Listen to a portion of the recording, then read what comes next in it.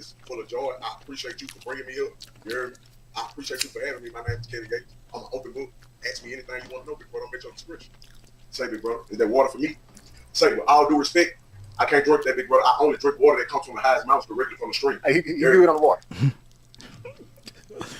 Yeah. Oh, well. Nigga just translate for that nigga. A Kevin Grace translator is crazy. Cardiac arrest. You can never get away from me, Dad.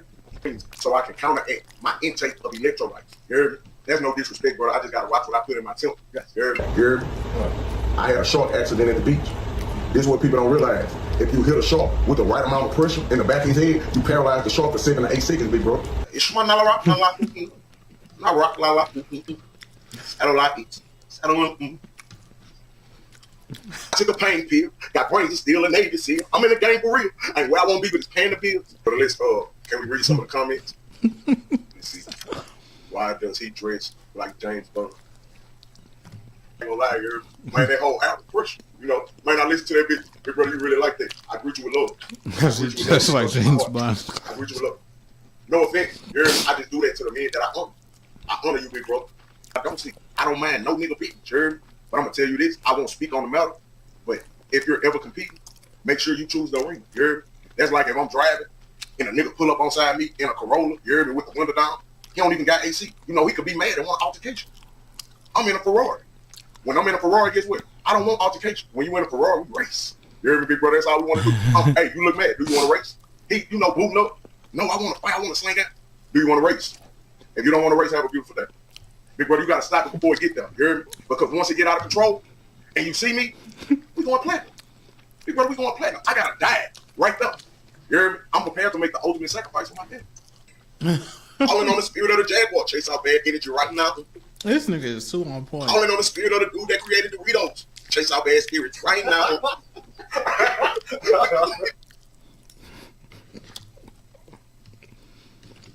Nah, that shit too on point.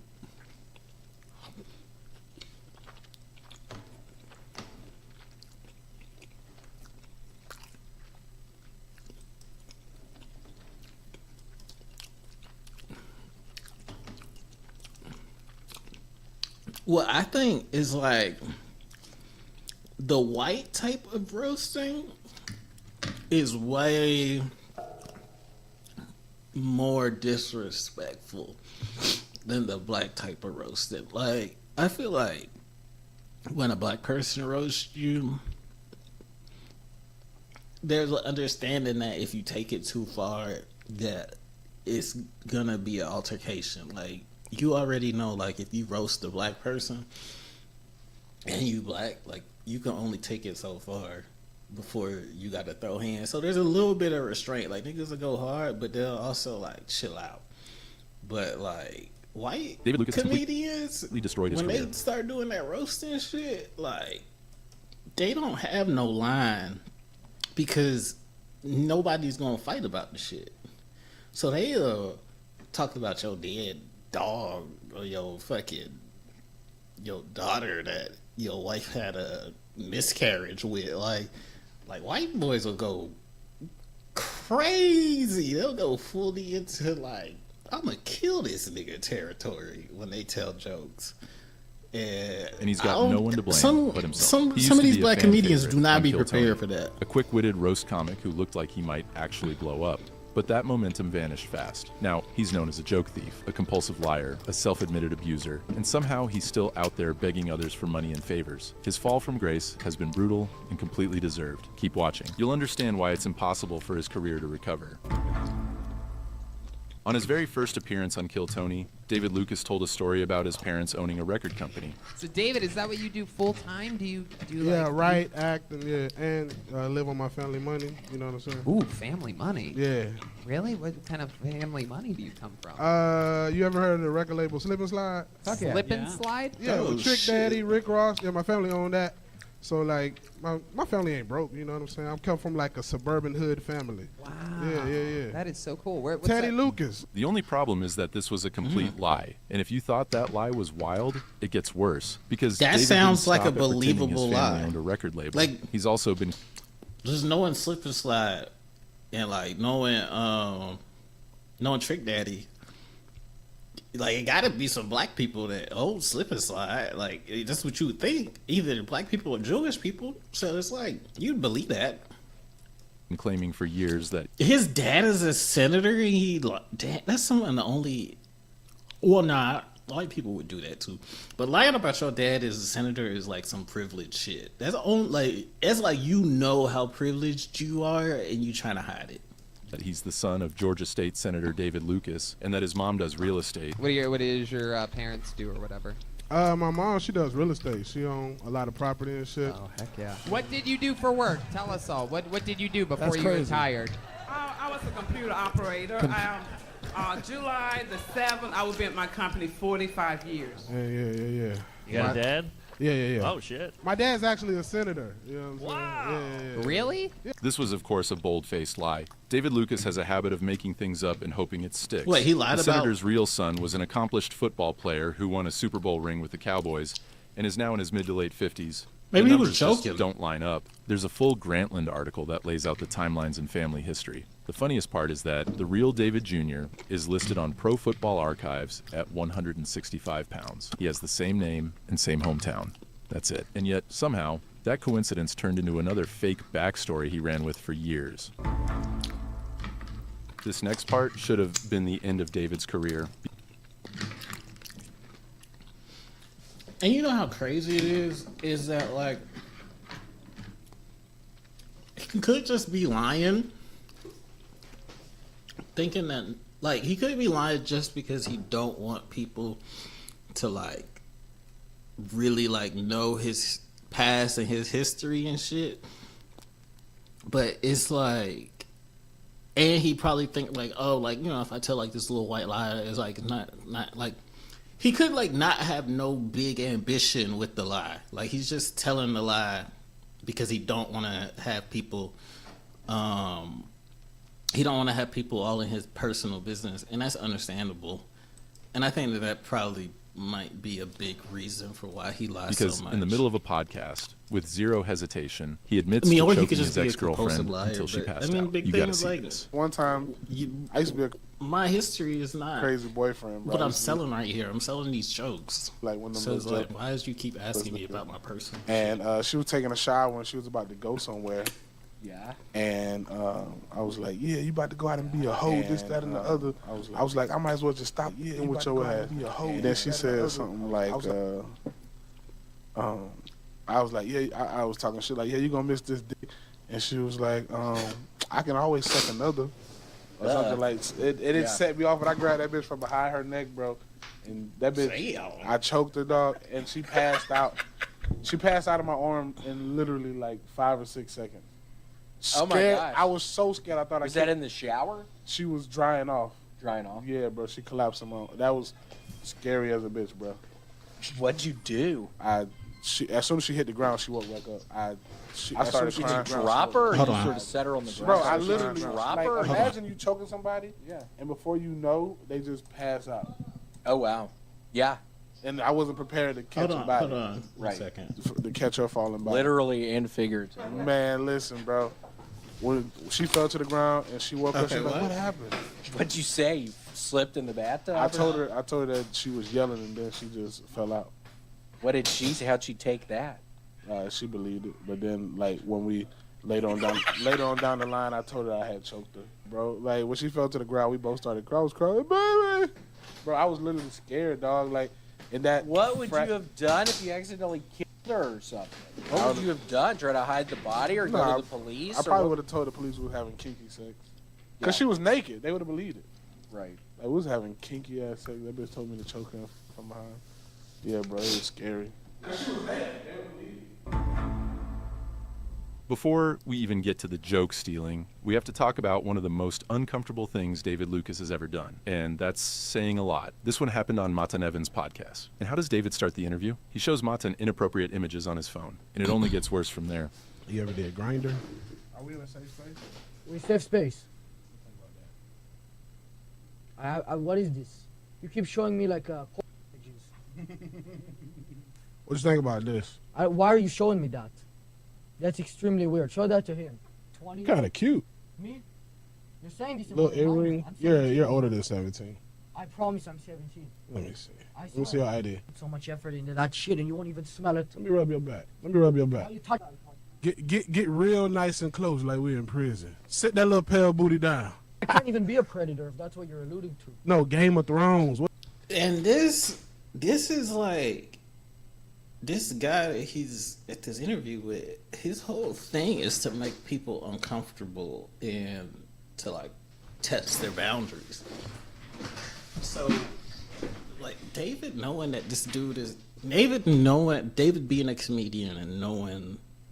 Like just doing some research on it. He's probably just trying to make this dude like literally look at this guy in the background.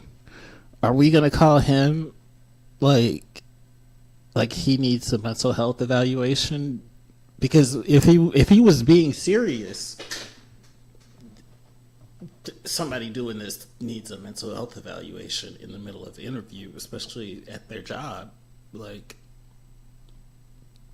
So I don't get why he's being treated like he's being serious.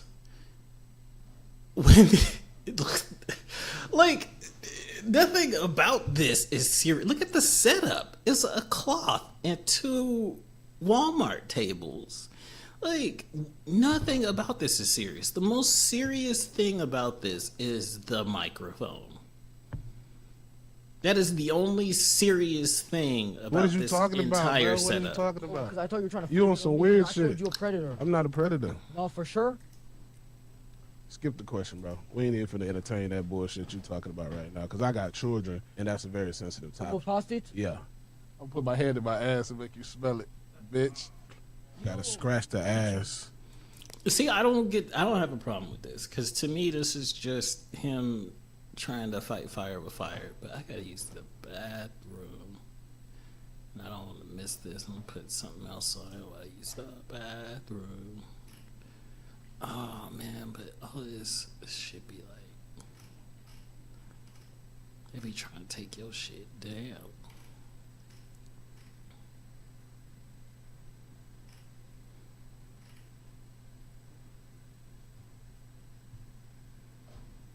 Let me support a content creator that I already follow. I'm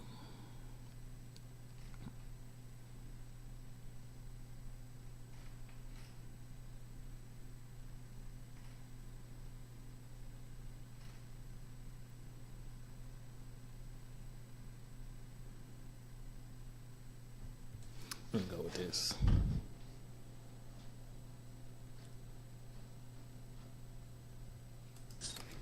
Got anything else? Oh, hold on.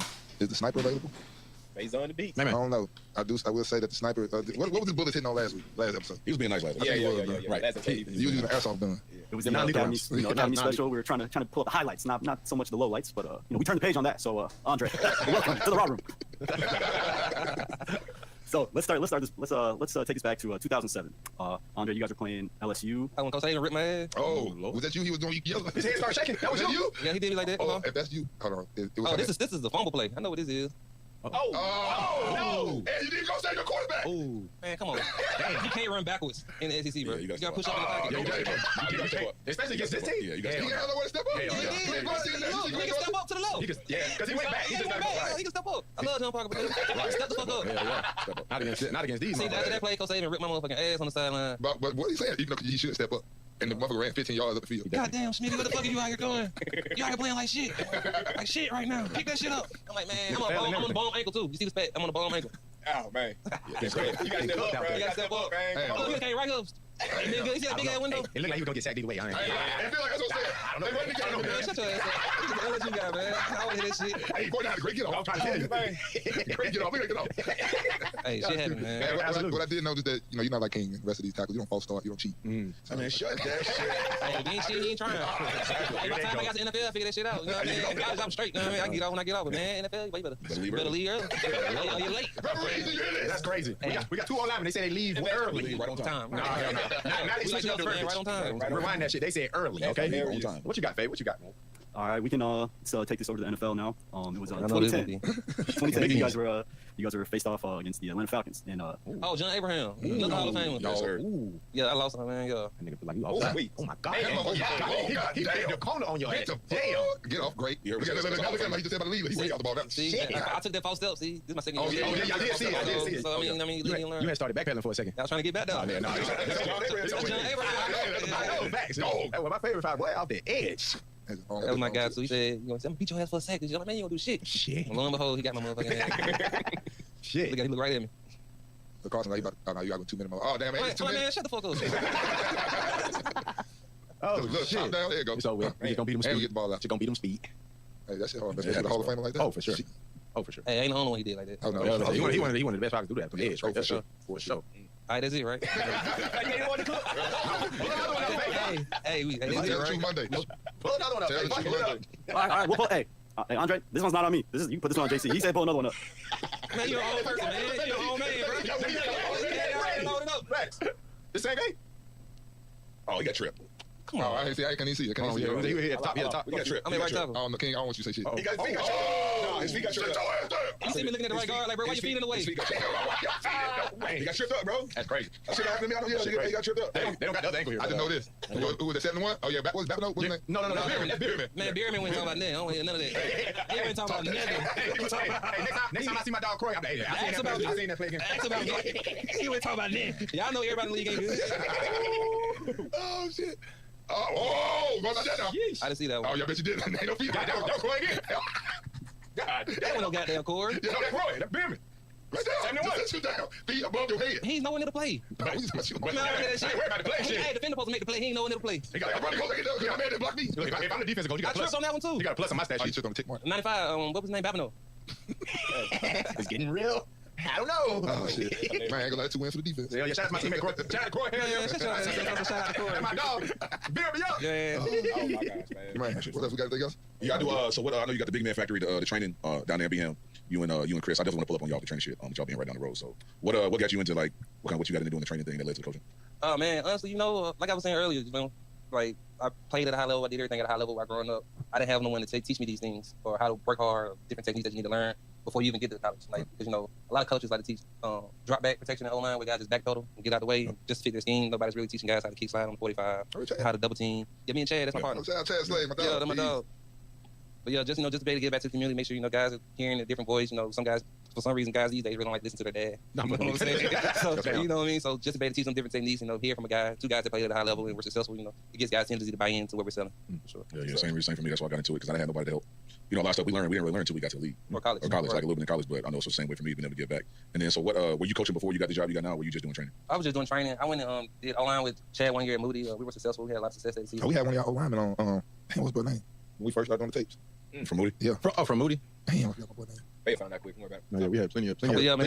Just made for guys to go out there and learn. I mean, the biggest thing is pass rush. Knowing different angles, knowing different alignments for what defensive linemen like to do, whether they square, whether they pointed in, or you know what I mean. Because fortunately, I went against a lot of guys like Elvis Dumerville, probably one of the hardest blockers guys I had ever block in the league because he was short, but his arms were long as mine. You know what I mean? So just been able to, and then I had to go against Terrell Suggs also. So I mean, just that two-headed monster, and then just been guys learning alignment. That's the biggest thing for me, and like learning different terminology and different techniques. That's been a blast. You just train or you coaching too? I'm the offensive line coach at Miles College, local D2 here in Birmingham, and that's been a blast. Being able to guard, recruit, watch film, and been able to offer guys scholarships. Some guys dream is to go to college. They don't think they have the opportunity to do it, but you see something in them on film to give them an opportunity to come play at your school.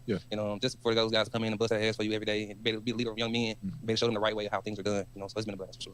I got a quick question. You talking about the training and stuff. DB had mentioned this earlier. When we see King training, he be sitting down the whole time. Do you be standing up? You be stand up. Okay, you be in the drink, you hold the bag too? Okay, King gotta be way on the bench by 15 yards. I said it like it was gonna be a point. This is the part where we shoot. Okay, my bad. Y'all did. Today when he walked in, I was. Okay, exactly. I was getting the leg. Look, that be like this. I had a foam roller rolling my legs out. I was sitting down. Hey man, listen, guys got better though. That's all it matters.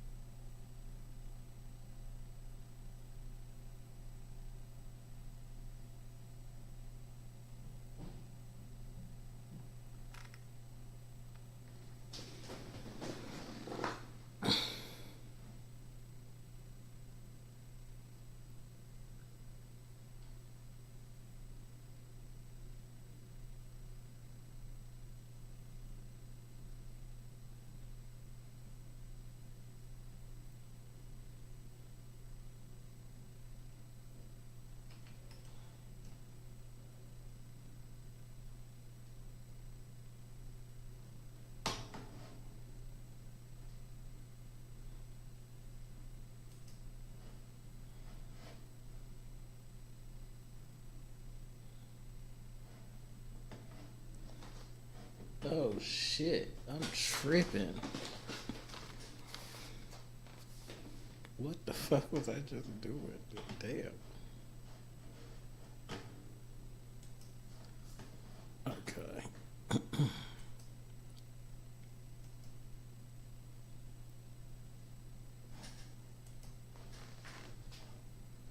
Damn, where was I at? David Lucas. Scratch the ass so you can smell it. Let me ask you this. Why would you make the joke about George Floyd when you have no idea how it can affect the black community? Because I wanted to. What because I wanted to? You notice how he tries to intimidate people smaller than him? First his ex-girlfriend, now him. It's a pattern. And honestly, it's pathetic, by the way. The only reason David agreed to do the podcast was because he was pranked into believing he was getting $10,000, which doesn't make any sense. Nobody's paying that much for David Lucas. But even if he felt misled, it still doesn't justify how he treated him. Picking on someone smaller than you shows a complete lack of character, especially when you couldn't even win a wrestling match against Tony Hinchcliffe. David Lucas up. David Lucas is like 300 pounds. Damn. No. He did a duck under, got behind him, pushed I him onto believe his that. back. I believe David that. Lucas was scrambling, trying to get to his feet. Hinchcliffe was controlling him. He was furious. After everything we've seen so far, this next part somehow feels like a palate cleanser. David Lucas has been caught recycling jokes from Twitter, Reddit, and even comment sections. They're stolen and performed on stage or podcasts like its original work. Well, David Lucas has been accused many times of taking jokes from Twitter and using them in his Kill Tony set. Laughing, thinking it's his stuff, but it's really, black Twitter. And we're going to see, did he steal it? Let's find out. I got an 8-year-old and a 3-year-old daughter. But Daddy, were you sad when you were a slave? I'm like, bitch, I was born in 1990. Ask your grandma that bullshit. What the fuck is... Okay. To Nadia. Okay? Not David Lucas. So her joke here on Twitter is, my niece just asked me, did you cry when you were a slave? Sis, I was born in 97. That's literally almost word And for I word. just saw And that they tweet, both like, just a came up day with before. this. You were a slave. Sis, I was born in 97. All right, now let's go back to David Lucas. Do we care if... I don't know. To me, that's just like...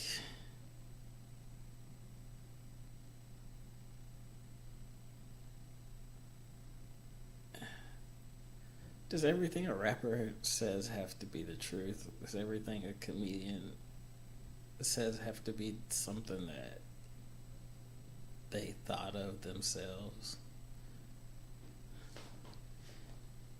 I mean, it's just like a book. It's not like a research paper. Like, if I write a paper for scholarly purposes, then yeah, I have to say that I got this from there and I got that from there. If I write a book, I have to say where I got anything from. Like, the fact that I wrote it means that I acquired the information, and then once I acquire information, I can use it for myself. Like, he did change some things about the joke, but I mean, it is pretty much the same joke. It's the same premise. But I mean, he adapted it, and there's no way to prove that his daughter didn't say that to him. So I mean, what I would have a problem with is if that person was making money off of that in stand-up, then I would say morally that's kind of fucked up, because you're literally taking someone's work that they benefit the same way off of. Like,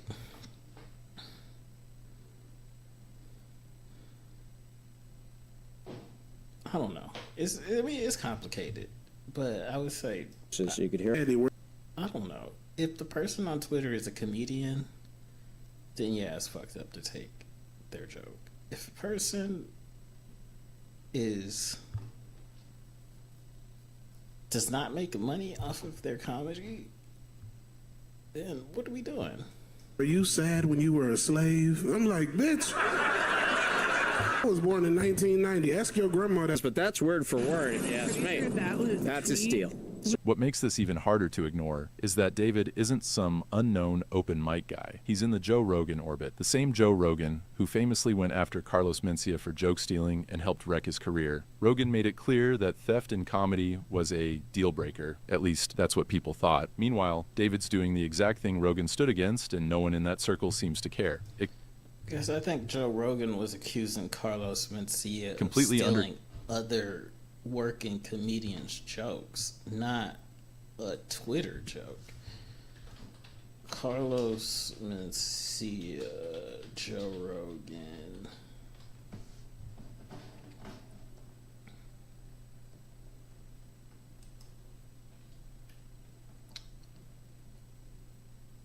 For stealing jokes from other comedians. Do you guys see that? From other comedians.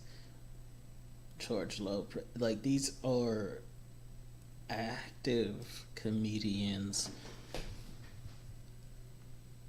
that arguably probably play the same venues or have played the same venues as Carlos Mencia. I don't think the person on Twitter is doing the same venues as. I don't think that they're doing stand-up at all.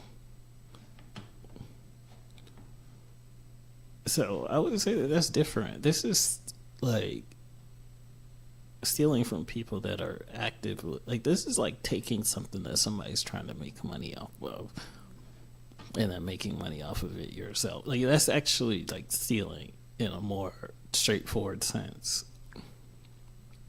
Like, if I see someone dancing outside and they're just dancing because it's cool, and then I shoot a video of them because they're in public, and then I post the video online and I make money, they're just dancing just for fun.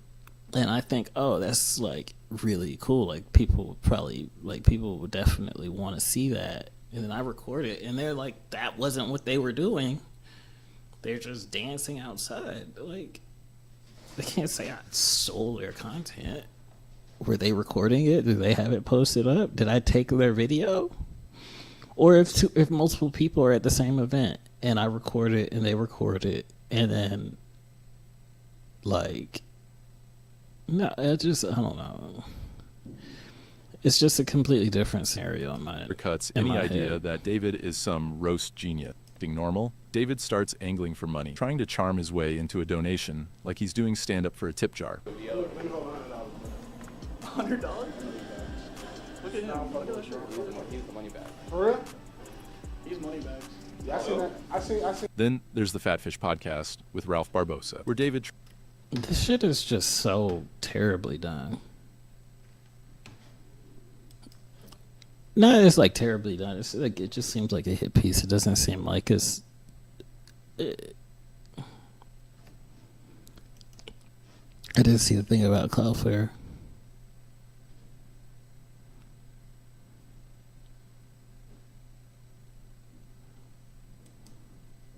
When did you stream it on Twitch again? Tomorrow. The hell? Chat, I'm gonna only be streaming on Twitch during tours.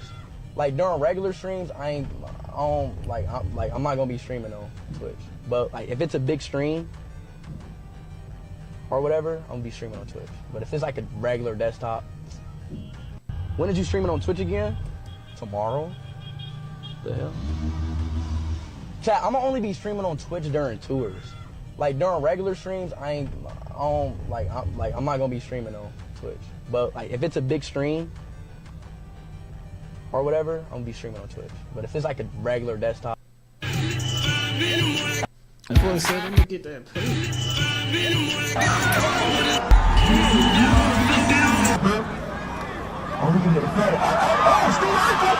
Cloudflare is changing the rules of the internet. Cloudflare has announced that it is now blocking AI crawlers by default and is introducing a new pay-per-crawl model in which AI services can pay content creators to allow their content to be crawled.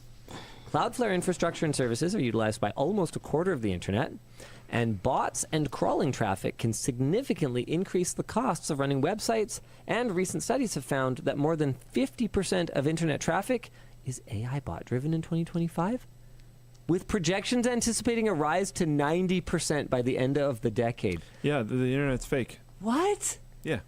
Half? I've known this for a while, yeah. I did not know that. I did not know it was that high. Yeah. Dead internet theory stuff is, like, pretty real. Like, half of internet traffic? Well, yeah, because I'm not even talking about internet traffic. I'm talking about internet interaction right now. Internet traffic, that's not surprising to me literally at all. The internet interaction, though, if you spend some time on, like, the dumb one-letter website, and you actually, like, dive into replies and read stuff. It's painful. So much of it is fake.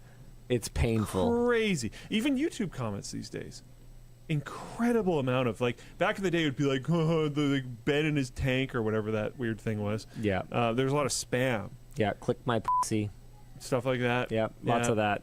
But these days there's a ton of Bob. Yeah. Bob's Tank Army. Bob's Tank Army, Yeah. that was it. There's a ton of fake ones now. It's weird.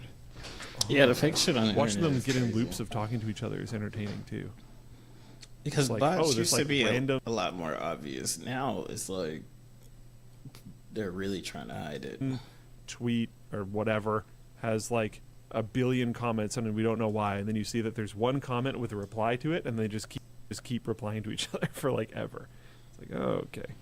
Cloudflare says that site publishers will have full control over the AI blocking and the pay-per-crawl settings, while AI services will be able to choose if they want to pay the crawling prices set by the publishers. The feature is currently in private beta, and Cloudflare customers can apply for early access. Our discussion question then is, how do you think LMG will utilize these new features? And go. We signed up for the beta. We're not in it yet, but we signed up for the beta just to kind of see what's going on. It's interesting. I think there are downsides to things like this. It's not like search companies aren't going to be aware of who's turning this on. And it's not like search companies wouldn't be able to hurt your searchability. I not only do I think it's possible, I think it's so likely that it's close to guaranteed that would happen. That's my vibe check right now. I don't technically know, but I really think that would be a thing. It would be very, very easy for them to do in regards to impacting PageRank. However, I mean, they can't derank everyone, and Cloudflare is enabling it by default. Yeah, I think there's also Shout like out to Cloudflare. I think there's a lot of interesting bits. Like if you block crawlers on your website because you're like, you know, the 3/1 millionth of a cent that I'm going to get per crawler interaction is not worth the money. I'd rather people just actually come to my website. If you do that, it also opens up a really weird gambit where people could prop up a website that just copies your stuff, and then they allow crawlers to come for a fee, whatever else. There's a lot of like, I think this is a good route, to be very clear. But this is going to start a very weird Conrad, stop. This is going to, I don't know what he's doing. This is going to start some really weird interactions on the internet of how things work. Now, to be clear, I do not think this like AI summary, no one ever has to click on a website again, garbage is a good idea. Yeah, it's not sustainable. So we need something. Yeah. If this works, awesome. But this could have unintended consequences, I guess, is what you're saying. Practically everything has unintended anything consequences. can be gamed. Yes. And this will people will attempt to game this. And I don't know, what's interesting to me, I guess, is that this might just be too little too late. Most of the clean training data is already out there. Like I've heard that companies are basically like guarding their uncontaminated by, just AI contributions, actual human generated training data, which could have really fascinating implications for like the evolution of communication. Because the way that we communicate with each other, our slang and our grammar, it changes and evolves over time. But if we've got these time capsules that we use to train AIs, and people are effectively using AIs to process information and send it to each other. I do wonder if there's going to be like a stagnation there. You know how right now there's a fairly dramatic difference between written word and spoken word? I don't know. Is there? I think so. Yeah. Oh, okay, sure. Sure, I'll buy it. Like, you and I are not text very the way good they use cases talk. for this, because I think we often just write how we talk. But for a lot of people, there is an actually pretty substantial gap between how they write and how they talk. I'm bringing up a text chat. Okay, who's someone I talk to? Nope, too X-rated.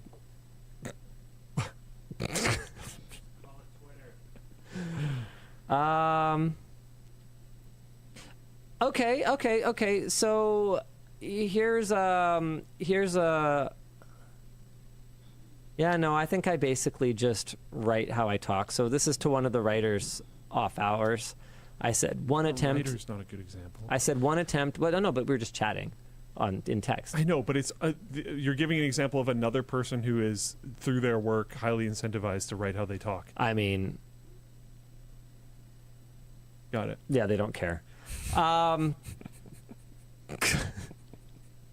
So I said one attempt adds a ton of scope at a time when we are objectively very busy. Send it away to expert and test. Can be done in an afternoon. F around with the Tormach is a day shoot. We can hash this out during work hours, though. Hope your evening is good. Sorry for the slow reply. V busy today. So I guess I'm a little bit more point form in text, but yeah, pretty similar. Like, what do you mean? Like, how different are you thinking things are? For a substantial amount of people, it's like very different. Like they'll sometimes use different language. Someone's saying professional communication. Yeah, but this happens in non-professional settings as well. This is like a thing. Man, who do I Yeah, talk to it's in not non-professional? crazy I to don't have a think that social most life, people. man. I got nothing.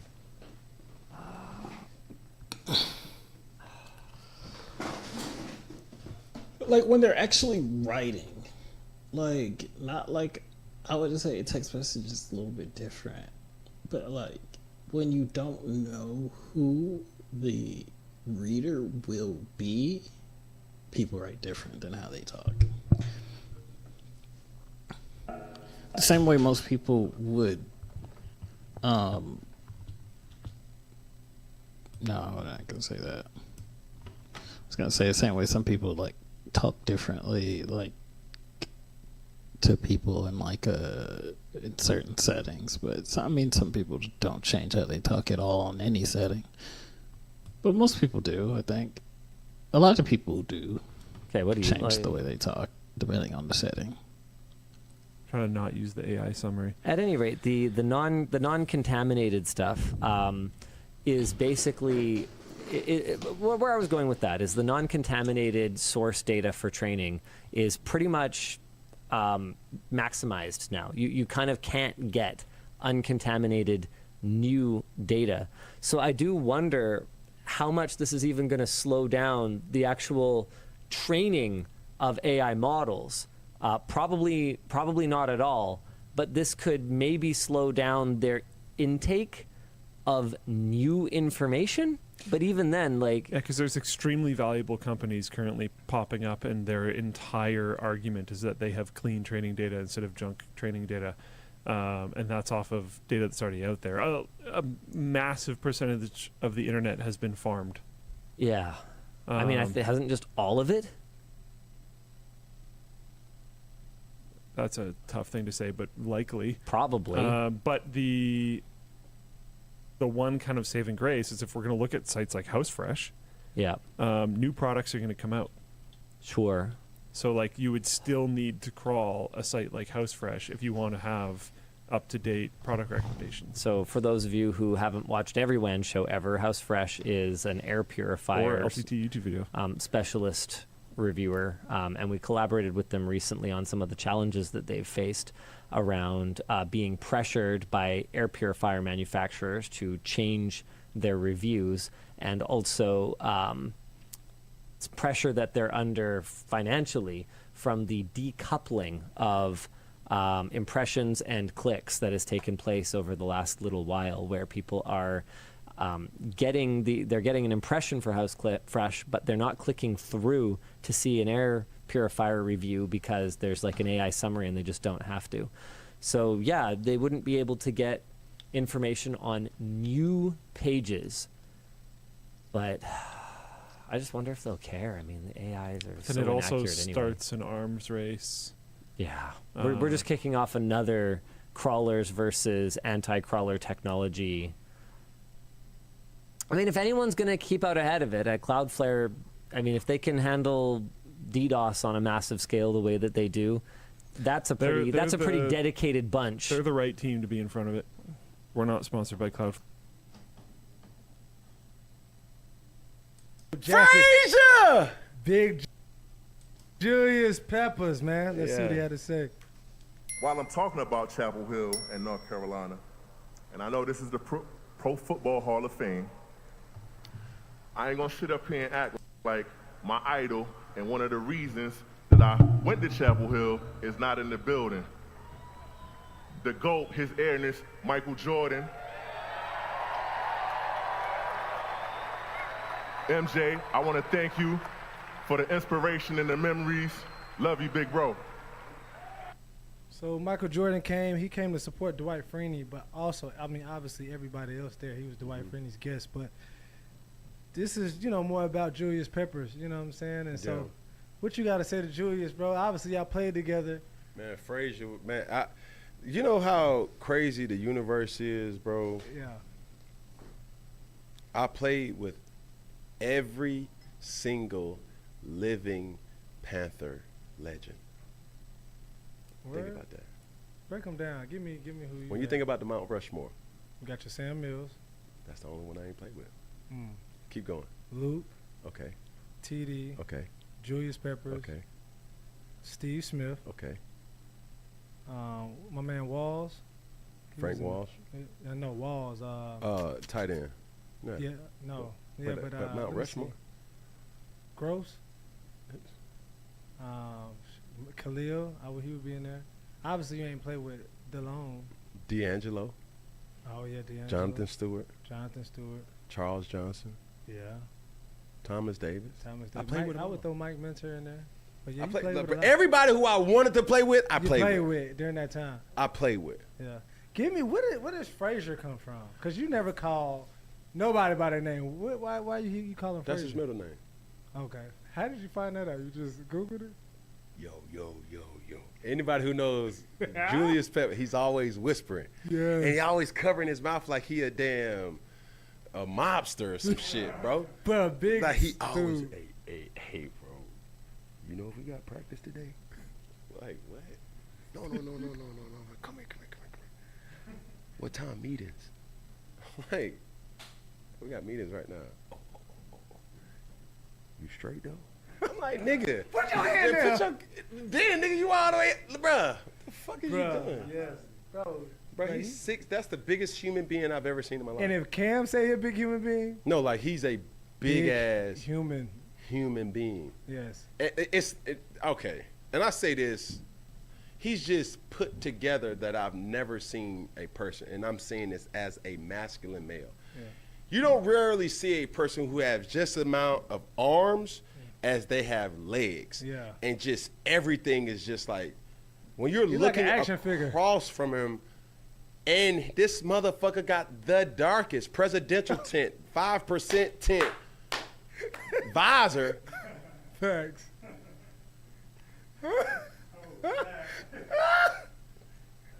Hey, check, easy. Hey, block this motherfucker right here. Matter of fact, hey, you too, slide over here. Bruh, I know you was glad y'all was teammates, boy. Real shit. I played against him too. Oh yeah, when he went to Chicago. Green Bay. Oh, Chicago. Okay, okay. Chicago. Yeah, bro. Matter of Did fact, he he tried to sack you? sell me his damn place when I first moved to Charlotte. Damn. But it was, man, Frazier's a person, man. And you gotta I always come correct in regards to, nicknames. But he was just so quiet, man. And just like took to himself. Very artistic. People don't understand that. Big into music, what is it, art, things like that, man. He was deep though. Poetry, stuff, and it was like, yo, like, yeah, man, tell me what you think. Like, he was always with. It's hard to explain But you would think easy. Like, there's certain people that come across you in your lifetime that you have to just say, like, if this motherfucker get mad, bruh, who gonna stop him? Not I. Shit, not me. Shit. It's gonna be a bunch of ooh-wee. Okay. Gotta go. Gotta motherfucking go. Hey, easy. Because if you see motherfucking number 90 for the Carolina Panthers, disruptive. He played, it's just like two different people. On the field, you like, I'm nervous. Off the field, he's the most calmest, nicest person. Got this deep ass voice God. too. Bruh. Baritone ass voice. Tenor. Mugshot, all that. And I know that shit dog since middle school, but earlier this morning, before y'all linked, Bro had the wise idea to go ahead and drop a diss track on his dead ops. And the ops that's still living, they didn't take too kindly to it. So now, your ass finna be ducking in that car, and you right in the middle of it. See, now you got 3 different types of friends in this world. You only really wanna fuck with one of them. One, you got your chill homies. They don't really get into no beef, no drama. They just do what they do, stay out the way, and stack their little cheese. 2, you got your niggas who's, whew, he's a hot boy. Yeah, everybody on his heels. I am crazy. But you know what else? You definitely want to keep them out your whip. And you got the 3rd type of homie. That's the nigga who's in that silent beef. He don't tell you about it. You rolling around, and next thing you know, a couple shots whizzing by. Pew, pew, pew. Who the fuck is they shooting at? Oh, they trying to hit us. Now, the first telltale sign to know that your man is a certified hot boy, that would be when he hop in, if he asks straight up, is these tinted? You got tints? Already, that sounds a little suspect, my man. 2, he keep checking that rear view mirror. Nigga, what the fuck is back there? I'm the one driving. You don't need to worry about that. If your man's hopping that whip and he locked the doors twice, oh yeah, that nigga's into some real static. When he hop in, and as soon as he start the conversation, he hit you with the, all right, so boom. That's finna be a bad conversation. I don't even wanna know what comes next. Why the fuck you wait till we get in the whip to tell me this? If your man's steady ass and let me sit behind you, as if he in a motherfucking Uber ride or something, oh yeah, he ducking them peoples, he ducking the ops. Driving with a hot homie is like hide and seek, but with guns. I'd strongly advise against it. Now, there's a few simple ways to duck that pickup without making it hot. See, first being, you could hit the nigga with a quick, oh, I'm already outside the city. Now, you're totally unavailable. I ain't nowhere near you, nigga. I can't pick you up. 2, I mean, you can lie creatively. Sometimes you might have to hit a nigga with some, oh, my Bluetooth only work when I'm by myself. You know what I mean? I'm trying to recalibrate it right now. And hopefully the nigga don't know nothing about tech. Boom. Went right over your head, player. Might hit a nigga with some slick, oh, my steering wheel, it be locking up after dark. Or, plain and simple, old-fashioned, just play like you sleep all day. Don't hit the nigga back. Then he gonna hop in the car talking about, they don't like my story. Nigga, I'm not finna go and lose my life in my car over a goddamn status with 3 likes, 3 comments, and a goddamn typo. Ain't finna be me. That So I'm man really got curious, enemies. you've done these videos on these reckless drivers, like the most wanted drivers in New York City. How do they get these cars? A lot of them are stolen cars. How do they drive stolen cars without getting caught? Because they drive very fast. Like, I just got a police chase sent to me from my guy Felix. And, you know, a lot of these criminals, I would say, to me, it's more about the adrenaline than it is about the economics or trying to make money. They are so thrilled to hop behind the wheel of a Hellcat and pretty much taunt the police and go 120, 130 miles down the highway and get away. Like, my guy Felix was like, he just got in one the other night. He's like, you know, this department in Ohio, like, get the FOIA the body cam footage because you're going to see what I just did to them. So I think it's the thrill. It's the same reason why Alex Honnold climbs mountains with no support, no safety lines.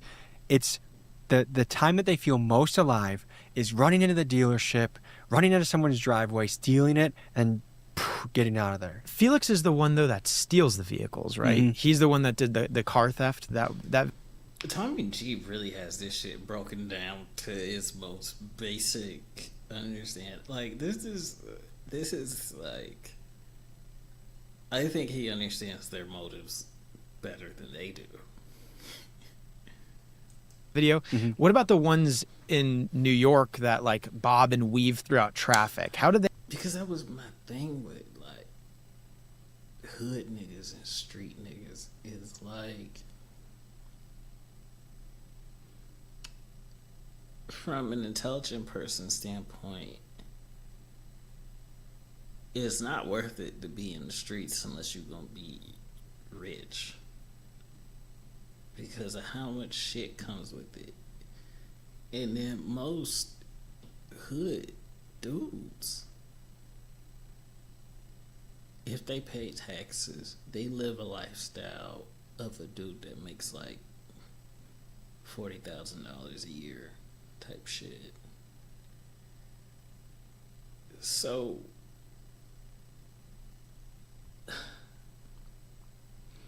it's like, why do they do it? It's just because it's easier. It's easier. It's not less stressful, but from a basic like standpoint, it's easier, and there's so much room for error if you don't care about doing well for yourself. Like, it's just easy. And you have an unlimited amount of chances to mess up as long as you don't die. But if you really don't even care about dying, then you got an unlimited amount of chances to like restart, redo, to just be on your feet. I think that like, it's not something that you would like, it's not something that an intelligent person would do unless they had a way to do it and that would make them a lot of money. They afford such nice cars. I don't think they do. I think, I'm not going to give too much away, but from what I know about the scene, and this is connected to the takeover scenes that you see in LA, New York, across the country, a lot of those cars are hot cars, stolen cars. But we did see like a Lamborghini Urus. Wasn't one of them driving a Potentially, there was a glitch, I think, where they could do it off of Turo or a car rental app. But even that costs a lot of money, because you ask them on average, how long can you hold on to a car for? And Some they of said those 1 to guys 2 years. are involved in other businesses that supply their car business. Yeah, They do I other mean- black market stuff, and they bring that money and they drive cool cars. I feel like if they know you're doing a video, they're gonna pull together like $2,000. They're and, not like, going to rent pull these up a cars. 1994 Toyota Camry for this video. And Squeeze Benz did it perfectly. Like hiding in the back of this parking complex with a black Lamborghini Urus, revving as we come up on the scene. Like, you can't get any better of an introduction to a guy than that. I've been getting a lot of those videos on Instagram, the street takeover videos, where they're like going in circles, and they just will crash into another car. And they don't care. And at first, I was just like, well, what's their insurance going to be? That, like, think of the repair bill on that. But it makes sense that it's like it's not their car because they don't care. The takeovers are particularly bad, I think. And I've been invited to cover a lot of different takeovers. It's really hard for me to go do that, knowing how much people's property is going to get destroyed in the process. I had a Milwaukee business say that their parking lot had to get repaved so many times that the family folded the business. And she kind of was mad at me because I covered it a little bit in a previous video.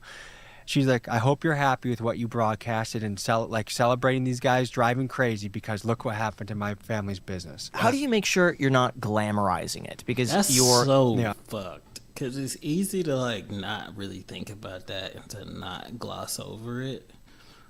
But like, that was your family, and it's like y'all lifestyle comes from a shop that your parents put their blood, sweat, and tears into building and maintaining, and you guys just have a good life.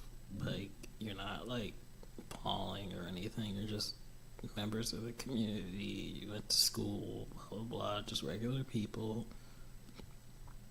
very middle class, and your dad has to pay $20,000 3 times in a row to have the front of your store like repaved. and he's broke. He can't afford to pay his employees, can't afford rent. Now you guys are probably about to lose everything. That's fucked. New York video, like, I see that and I'm like, that's stupid. I don't get it. But I could see they're like a 16-year-old who's like, wow, that's so cool. Look at these guys, all the praise they get.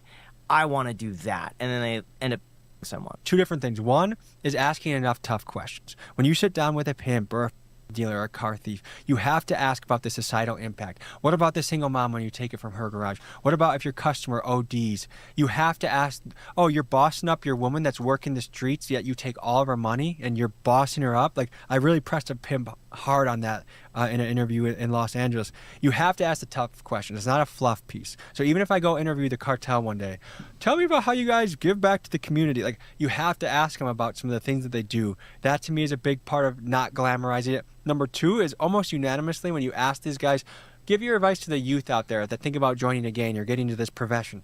All of them will say, do not do it, do not join it. Your life will end up in jail or prison, and do not do it. So we always include those messages because there are impressionable kids out there that their economy is driven by the currency of clicks. And if me doing this gets me 1 million views on TikTok, they might consider doing that. What do you refuse to make a video on? There's almost not a topic I would stay away from. Like, I would interview a neo-Nazi, and I know some people would say never platform a guy like that. I think you ask them questions that, like, a good question is like a mirror to the soul. So you want them to see the absurdity of what they're saying, and I think that's important. There's not really a line of who I wouldn't interview, whether it's or someone that's a racist, but I wouldn't go to a car dealership with a camera and be like, all right, you're going to go run in and steal. I'll be right behind you. Like, whatever you do in your free time, cool.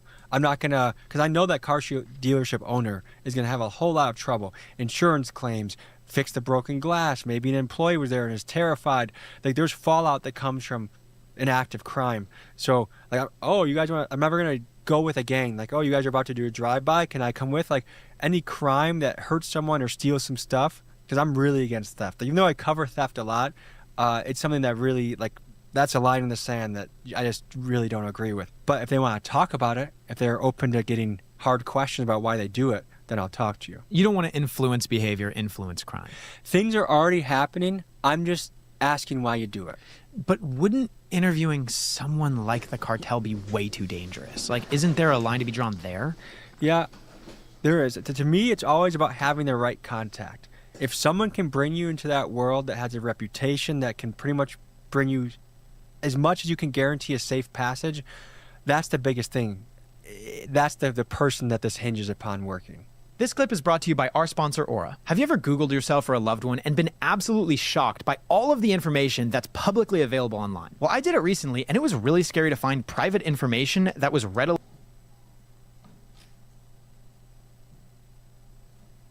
I actually do like a lot of Why do you think people have such morbid curiosities for some of the think I was stories? Because I subscribed to listen to them, and I have to sometimes. Because I think I want to hear more with of my their mind shit. a little bit. I stop listening, and I'm like, that kind of fucked with me a bit.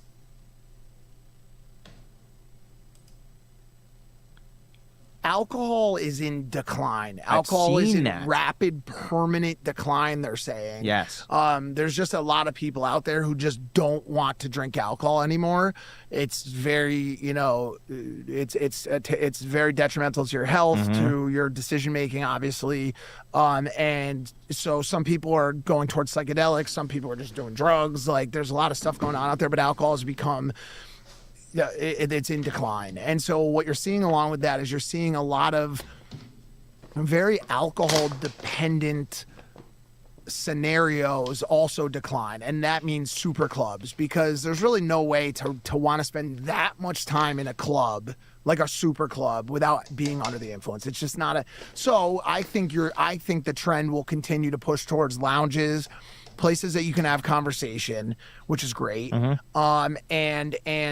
of course, like, we live in a world where everybody wants to have they want to be in an aspirational scenario. Everybody wants to be at the place that you can't get into. You know what I'm saying? It's just kind of the thing. And right now, that's membership clubs, but it is also even behind the rise of Delilah, for example. I mean, Delilah in Vegas. I believe Delilah in Vegas is the #1 producing restaurant on the planet, right? I could be wrong. This could be completely off, and it might not be like. I think a lot of places will list Mila in Miami. I mean, we're talking about $100 million annual establishments at this point. Like, it's insane. And I love Mila in Miami as well. It's a fantastic restaurant, lounge, bar, club, everything. But it certainly feels like people are moving away from clubs and more towards lounges, speakeasies, and places that play music. You would make a fortune if you started your own. I would love to. I wouldn't. I don't think it's outside of my No, I think wheelhouse. it's perfect. I think it's Yeah. serve burgers there, dude. That would be And insane. with your network, Yeah. and who you have behind you. Oh my gosh! I mean, it would be crowded day one. I agree no with other that. influencers doing It's that. fun. It's funny you say that because we almost just did one to house 1010. They wanted it to be a combo of like a bar and 1010, and we didn't do it simply because it was here. We didn't like the location. But certainly, and also like that's like the weird situation to be in now is like the access to capital, like for creators like at this level is just insane. Because I was excited to come on the show today, and it's because like I do see all of the stuff. Like I see all of the back end that like the world doesn't usually hear about. But like, there's a lot of these companies right now that have a ton of funding to like buy perpetual ownership of creators. Like, I'm sure you guys have probably either been offered or know. I've been about them. offered, but the offers are so low when you look at like the payback period, which I understand for a creator could go to 0 overnight. So you have to. But what are you talking, like 15, 30 years? Are you talking about the length of the payback period or the length of which they own? No, I'm talking about the length of the payback period. So it's like I would be better off just taking my ad revenue for 12 months. Right. And like take a buyout offer. Yeah, well, the whole thing is they do it in the event that you need upfront capital. Yep. And the obstacle they're up against is when they're coming at people that don't have needs for upfront capital. There's only a few people who spend all of their money on their business. And like, truthfully, like, even with Jimmy, like, we'll see where it ends up. You know what I'm saying? Like, we'll see what there's all these people out there that want to count everybody's paper billions. You know what I'm saying? Who knows where it goes? Who really knows what happens? You know what I'm saying? Now, for Jimmy, it's going to work. Oh, yeah. His little experiment will work. But for other people who are just dumping 100% of their revenue into their projects, like, it's not always going to work. You know, and so, there's just so much capital out there. Like, that's the one thing that, like, is the easiest thing to get. Like, it's the hard thing to get is operational acuity, expertise. Like, dude, the reason why Prime is not because they had somebody that was willing to put up $20 million. It's because they got operational greatness in their partner.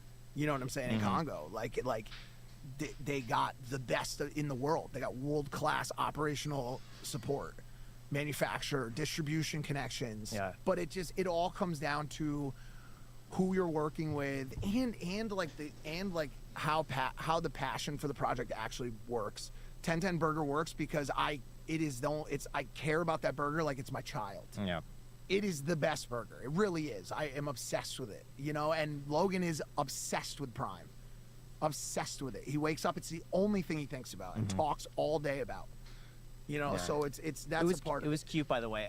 I had some gardeners who were redoing my front landscape, and they had their kid with them, and the kid was maybe like 5 years old, 6 years old.